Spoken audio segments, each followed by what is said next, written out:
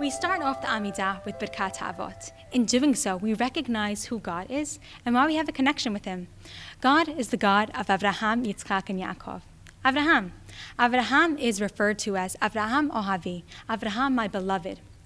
In Sefer Yeshayahu, Avraham is the man who heard Lech Lecha from God and went to a land unknown.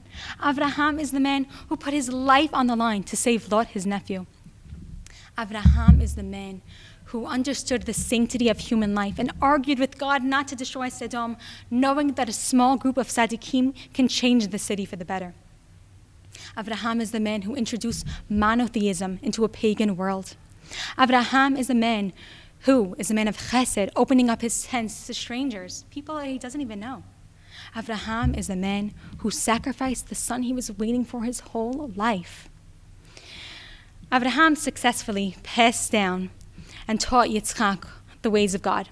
And Yitzchak was faithfully followed in those footsteps. And he taught them to Yaakov, his son. Yaakov had 12 kids and struggled with those 12 kids. He saw the favoritism. He saw how Bnei Le'am, Bnei Rachel didn't quite get along.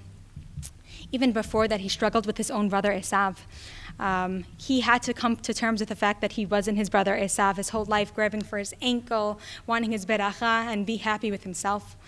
Yaakov had a hard life, but ultimately was able to pass down the faith of Avraham, Yitzchak, and Yaakov to 12 children.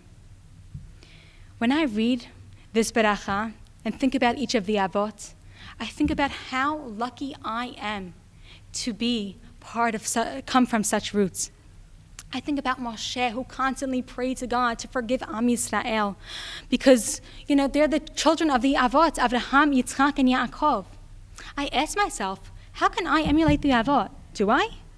Do I practice chesed like Avraham? How can I practice more chesed in my life? Do I stand up for things I believe in, for things that I think are incorrect, like Avraham would?